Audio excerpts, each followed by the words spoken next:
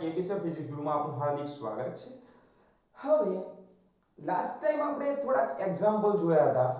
Last video લેક્ચરની અંદર example જોયા, થોડી વિદ્યા ચુંબક વિશે માહિતી મેળવી, ચુંબકત્વ વિશે માહિતી મેળવી। હવે માહિતી મેળવવાની છે સૌથી મોટા ચુંબકની, એટલે કે પૃથ્વી વિશે માહિતી મેળવવાની છે। તો શું પૃથ્વી વિશે શું માહિતી છે, પૃથ્વી ચુંબકત્વ કેમ ઉત્પન્ન કરે છે, આપણે એના વિશે થોડુંક જોવાનું છે।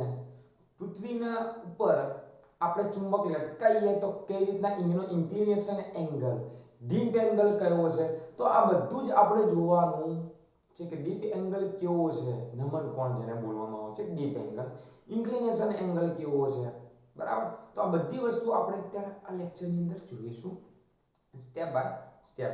ચલો તો વાત કરીએ આપણે કોની, તો વાત કરીએ સૌથી પહેલા પૃથ્વીની, બરાબર। ચલો પૃથ્વી વિશે થોડી માહિતી મેળવી લઈએ। I'm sorry। ચલો એ દિનચક, ચલો આપણે પૃથ્વી છે, બરાબર। તો ઘણી બધી રિસર્ચ બાદ એવું ખબર પડી કે પૃથ્વીમાં ચુંબકીય ક્ષેત્ર કેમ છે, બરાબર। કે ચીની લોકો જે છે, ચીન સૌથી વધારે ચીનમાં મેગ્નેટ ઉત્પન્ન થાય છે, કેમ? કારણ કે ત્યાં મેગ્નેટિક કુદરતી મેગ્નેટ, કુદરતી ચુંબક ત્યાં વધુ મળી આવે છે ચુંબકીય પહાડની અંદર, બરાબર, મેગ્નેટિક। ચલો તો હવે આપણે જોઈએ અહીંયા કે માન હવે પૃથ્વી જે છે ઘણા બધા એવા કુદરતી ભંડારોનો સ્ત્રોત છે, કુદરતી ભંડારોનો સ્ત્રોત છે,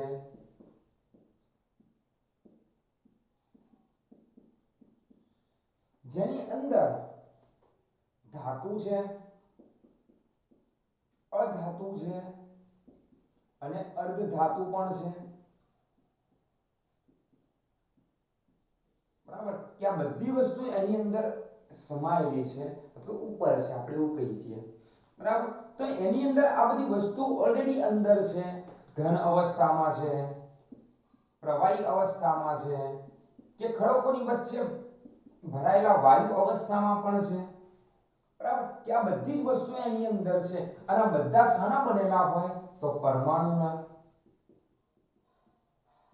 બરાબર। કે બધા શાના બનેલા છે, તો પરમાણુના બનેલા છે।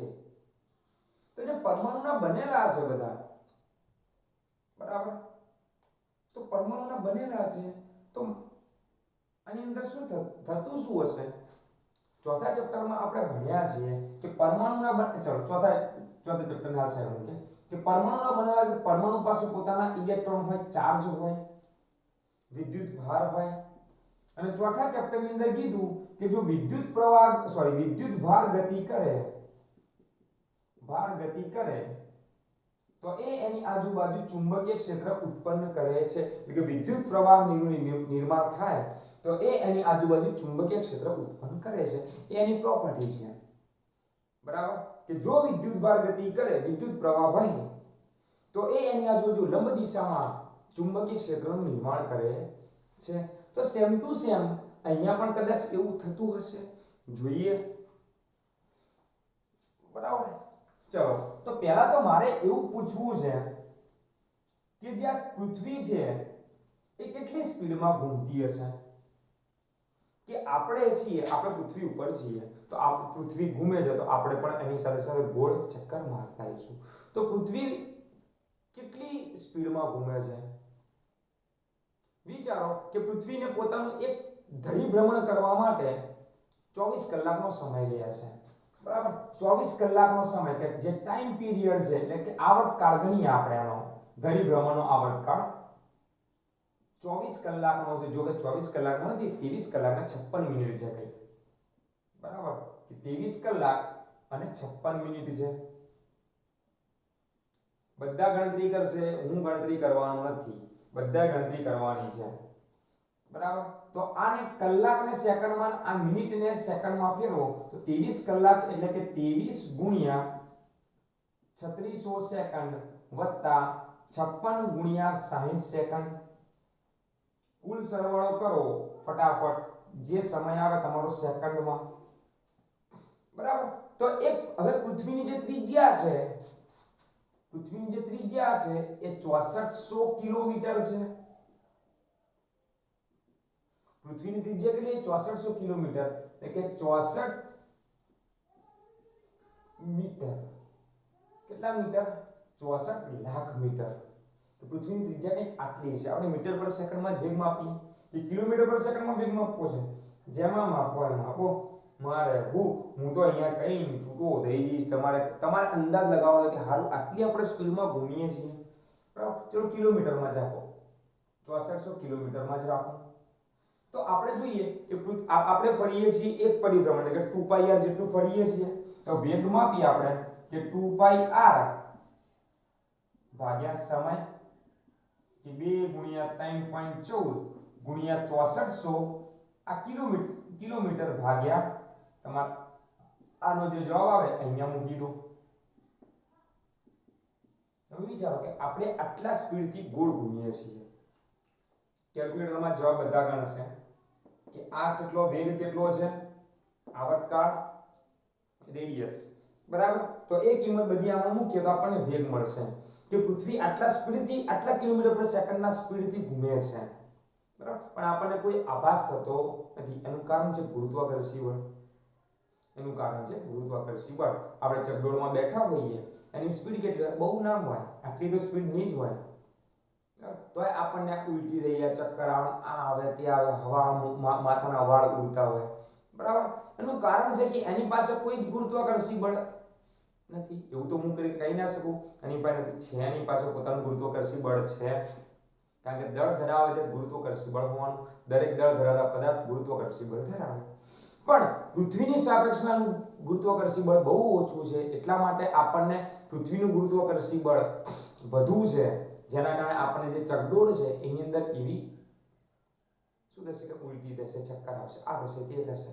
કેમ? કારણ કે એના પ્રમાણમાં પૃથ્વીનું ગુરુત્વાકર્ષી બળ અનેક ગણું વધારે છે આપણા માટે, બરાબર. તો આપણને પૃથ્વી આટલા સ્પીડમાં ગોળ ઘૂમે છે તોય આપણા વાળ ઉડતા નથી, ચક્કર આવતા નથી, કશું થતું નથી. એનું કારણ છે પૃથ્વીનું ગુરુત્વાકર્ષી બળ આપણને એવું ફીલ થવા દેતું જ નથી કે આપણે ગોળ ઘૂમીએ છીએ, બરાબર. આ વસ્તુ ધ્યાનમાં રાખજો. ચલો, તો આના ઉપર તમને ખબર પડી કે પૃથ્વી કેટલી સ્પીડમાં ગોળ ઘૂમે છે. આ t ની કિંમત અહીંયા મૂકી દો કિલોમીટર પર સેકન્ડમાં, કે 1 સેકન્ડમાં આટલા કિલોમીટરની સ્પીડે દોડે, કે આપણે 1 સેકન્ડમાં આટલા કિલોમીટર અંતર કાપીએ છીએ પૃથ્વીની સાથે સાથે, બરાબર. તો તમે વિચારો કે ચોથા ચેપ્ટરની અંદર શું કહ્યું? વૈજ્ઞાનિકો શું કહી ગયા?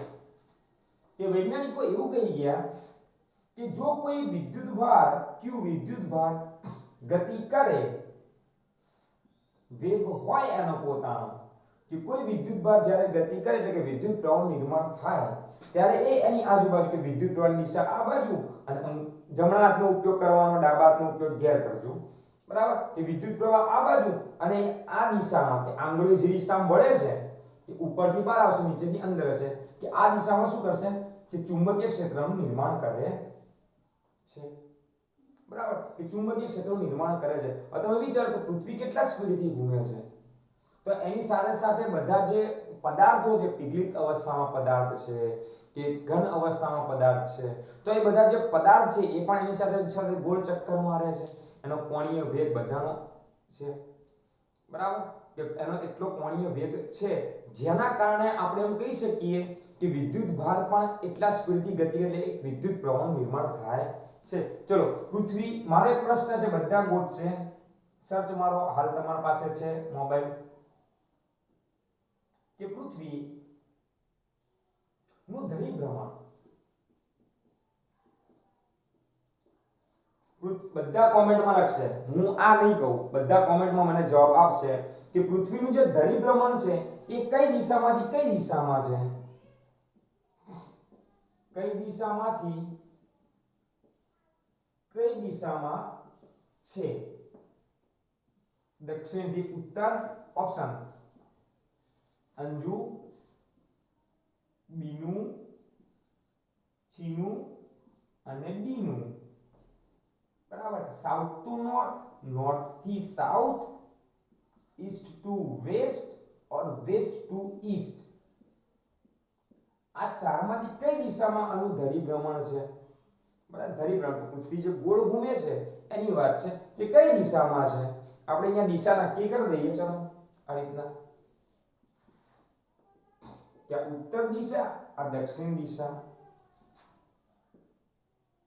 આ પશ્ચિમ દિશા અને આ ઉત્તર દિશા બરાબર કે આની દિશા આપણે નક્કી કરી તો પૃથ્વી કઈ બાજુ ઘૂમે છે આમ ઘૂમે છે દક્ષિણથી ઉત્તર ઉત્તરથી દક્ષિણ આમ ઘૂમે છે પશ્ચિમથી પૂર્વ ઘૂમે છે પૂર્વથી પશ્ચિમ ઘૂમે છે એ તમારે મને જવાબ આપવાનો છે બરાબર ચલો હું અહીંયા એક હિન્ટ તો કહી દઉં કે આમથી આમ તો નહીં ઘૂમે એટલે આ બે ઓપ્શન તો નહીં જ આવે આ બે ઓપ્શનમાંથી કયો ઓપ્શન સાચો છે તમારે કોમેન્ટની અંદર લખવાનું છે બધાએ બરાબર હું કહેતો નથી પણ તમને સમજાવી દઉં છું કે આની અંદર ચુંબકીય ક્ષેત્ર કઈ રીતના ઉત્પન્ન થાય છે ચલો વિચારો કે પૃથ્વી ધારો કે આ બાજુથી આ બાજુ ઘૂમે છે ધારો કે અથવા આ બાજુથી આ બાજુ ઘૂમે છે હું એમ નથી કહેતો તમે તમારે જવાબ આપવાનો છે કે પૃથ્વી ધારો કે આ રીતના ગોળ ઘૂમે છે વેસ્ટ ટુ ઈસ્ટ પશ્ચિમથી પૂર્વ અથવા પૂર્વથી પશ્ચિમ ઘૂમે છે બરાબર તો એનો મતલબ એમ કે એ દિશામાં વિદ્યુત પ્રવાહનું નિર્માણ થશે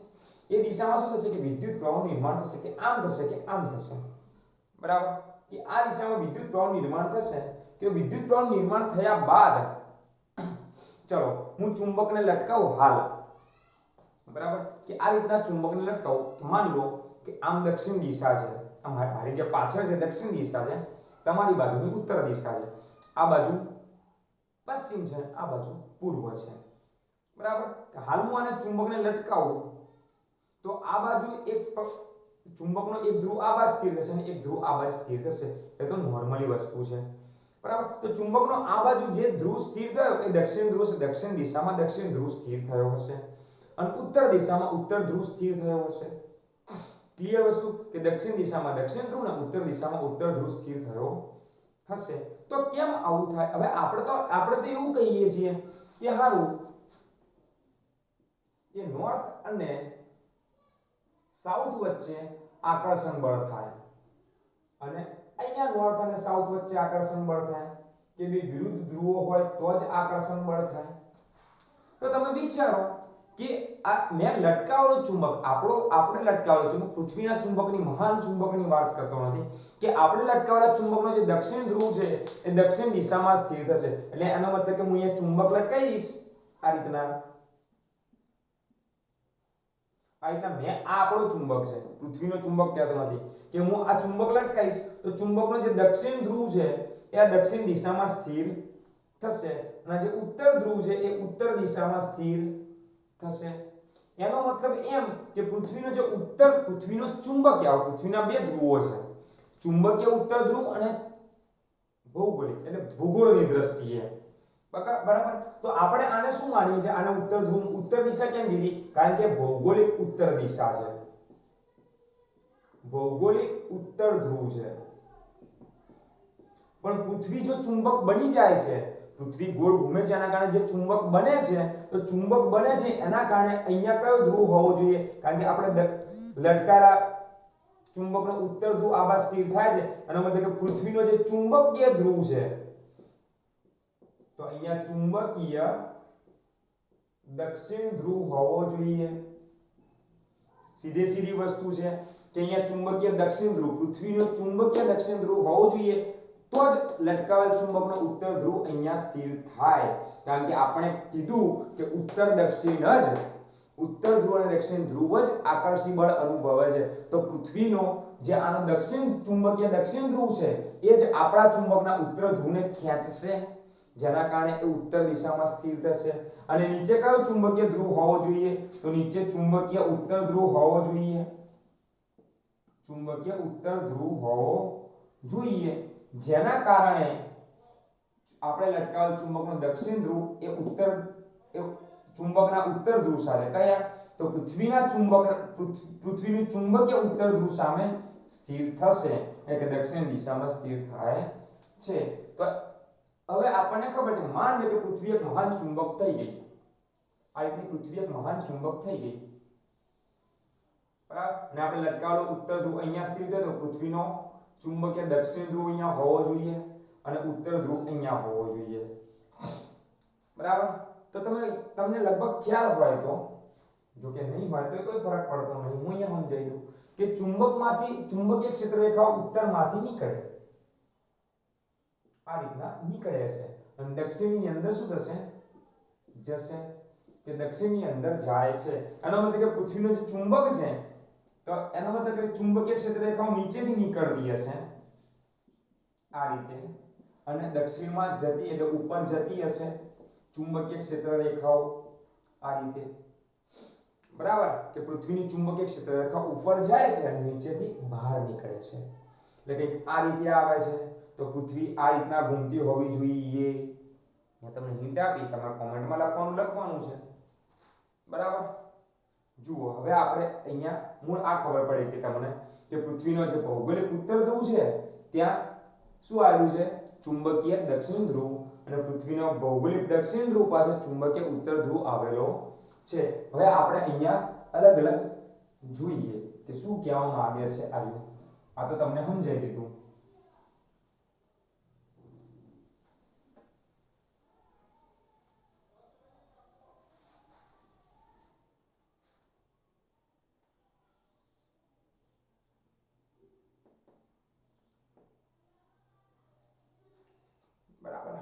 ચલો મેરિડિયન ની વાત કરવાની છે, ભૌગોલિક મેરિડિયન, ચુંબકીય મેરિડિયન એની વાત કરવાની છે, બરાબર. ચલો જોઈએ શું કહેવા માંગે. ચલો આપણે પાછી પૃથ્વી દોર દઈએ, એ પૃથ્વી, બરાબર. તો આના મારે ભાગ પાડવા છે, ચુંબકના ભાગ પાડવા છે. યાદ હોય તો રેખાંશ અને અક્ષાંશ, વિષુવવૃત્ત, મકરવૃત્ત, આ બધું આપણે સમાજની અંદર ભણી રહ્યા છીએ, બરાબર. કેવું સમાજમાં ભણ્યા છે. જે આડી લાઈનો છે એને શું કહેવાશે, જે ઊભી લાઈનો છે એને શું કહેવાશે, બરાબર. તો રેખાંશ અને અક્ષાંશ.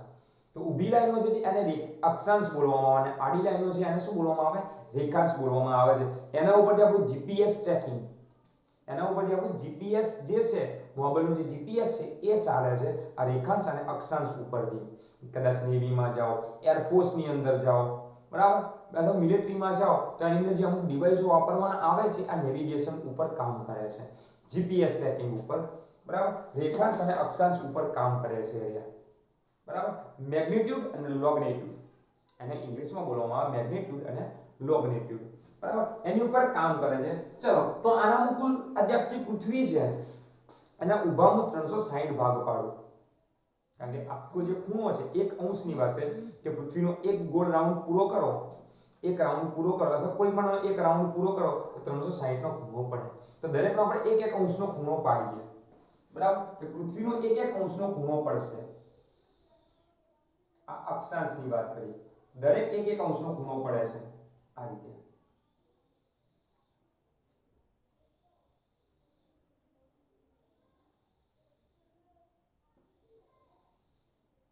બરાબર. આપણે તરબૂચના ભાગ પાડતો એવું લાગે છે ને, જોઈ લો તરબૂચના જ ભાગ છે આપણે. તો આ જે બધી છે કુલ કેટલી રેખાઓ છે અંશની, તો અંશની કુલ 360 રેખાઓ છે. આવી અક્ષાંશ છે મૂળ કહેવાનો મતલબ 360 ઊભી અક્ષાંશો છે. એની અંદર પાછી અંશ, પછી મિનિટ આવે, પછી સેકન્ડ આવે. તો વિચારો ગણો 360 ગુણ્યા બીજી 3600 કરો, 360 ગુણ્યા બીજી 3600 કરો. એટલી લાઈનો અહીંયા પાડેલી છે.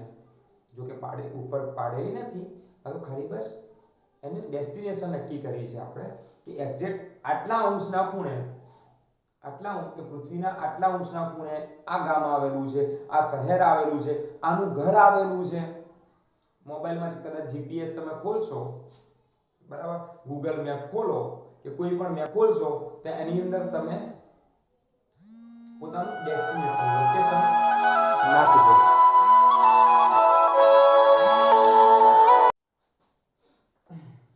તો તમારું જીપીએસ ખોલજો તો જીપીએસ ની અંદર તમને ખબર પડશે કે લોગનિટ્યુડ ને મેગ્નિટ્યુડ આપેલું છે, તમારું ડેસ્ટિનેશન પોતાનું આપેલું છે. તો જે ડેસ્ટિનેશન છે આના ઉપરથી ખબર પડે છે બરાબર। તો હવે હજી આડી લાઈનો બાકી રહી ભાઈ, જેને રેખાંશ કહીશું આપણે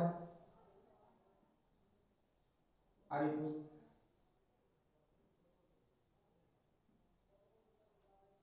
એવી કુલ 360 ગુણ્યા 3600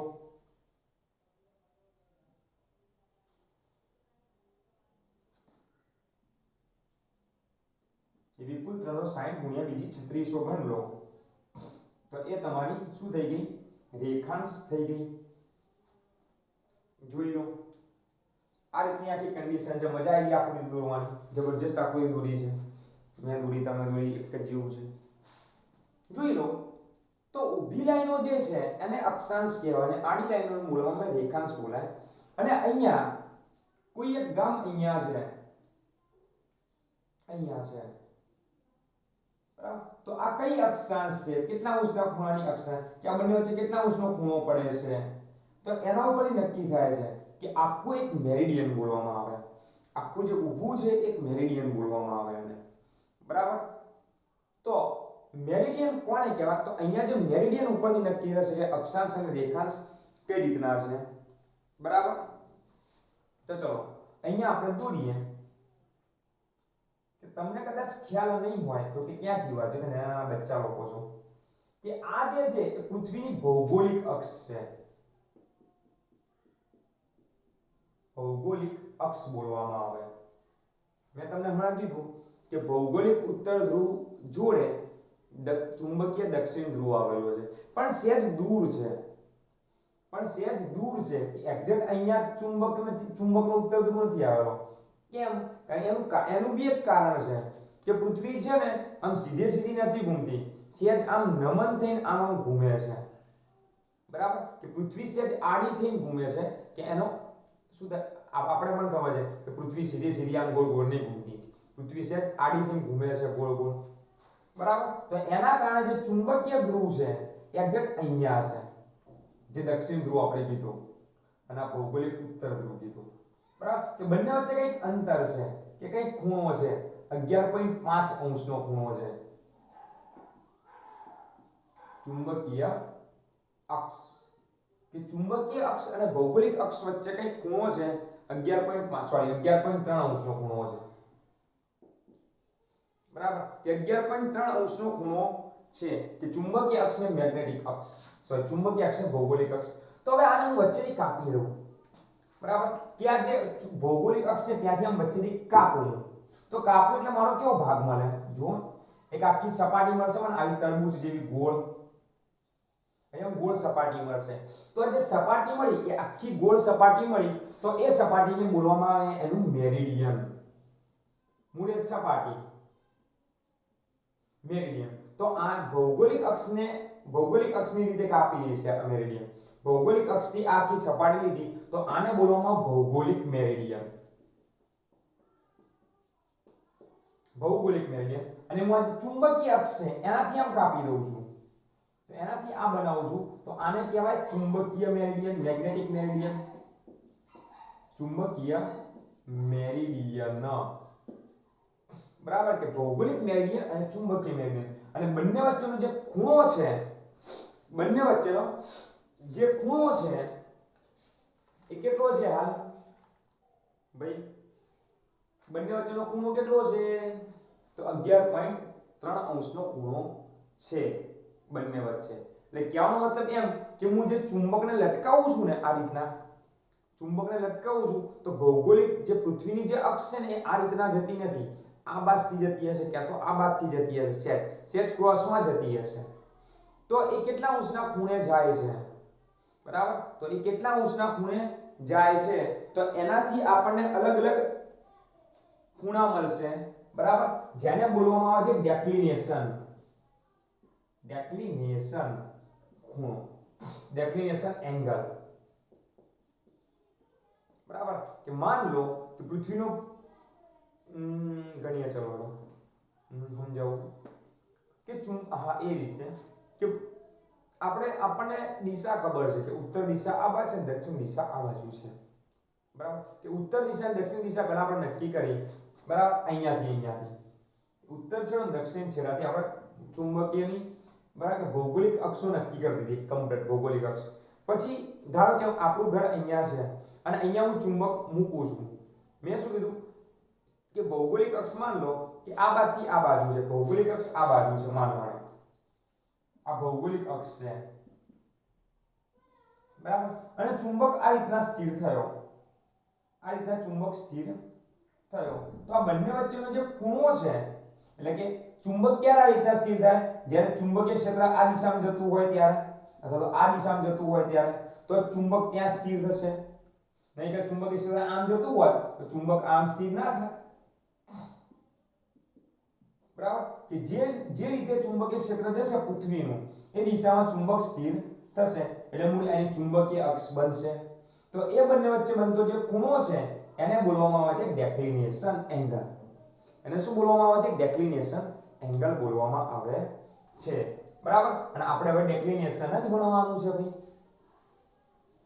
આપણે હવે શું ભણવાનું છે તો ડેક્લિનેશન અને ઇન્ક્લિનેશન બે ખૂણા ભણવાના છે ચલો જોઈએ ડેક્લિનેશન શું છે ઇન્ક્લિનેશન શું છે કઈ રીતના ડિફાઇન થાય છે બરાબર તો માન લઈએ ચલો મારી પાસે આ ચોકડો છે બરાબર મેં શું કીધું તમને કે સૌથી પહેલા સ્ટાર્ટિંગમાં આપણે નક્કી કરી દઈએ સ્ટાર્ટિંગમાં શું નક્કી કરીએ આપણે સ્ટાર્ટિંગમાં નક્કી કર્યું કે આપણી જે ભૌગોલિક અક્ષ છે એ નક્કી કરી એના કારણે એક આપણું મેરિડિયન નક્કી કર્યું આપણે બરાબર સમતલ મૂળ અહીંયાથી ચલો આ સમતલ છે આ અહીંયાથી આટલે સુધીને આમ કાપી નાખ્યું એટલે પૃથ્વીનું મને એક સમતલ મળ્યું બરાબર આ રીતના એક સમતલ મળ્યું તો હું અહીંયા સમતલ દોરું ચલો કે એ ભૌગોલિક અક્ષ છે આપણી આ રીતની આ ભૌગોલિક અક્ષ છે આપણા માટે અહીંયાથી સ્ટાર્ટ થઈ છે આ ભૌગોલિક અક્ષ એટલે ભૌગોલિક મેરિડિયન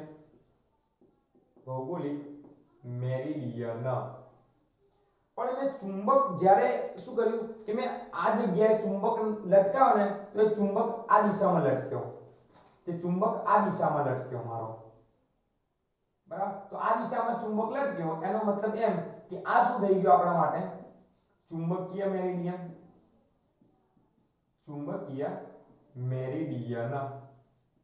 એ બંને વચ્ચે બનતો જે ખૂણો છે એને બોલવામાં આવશે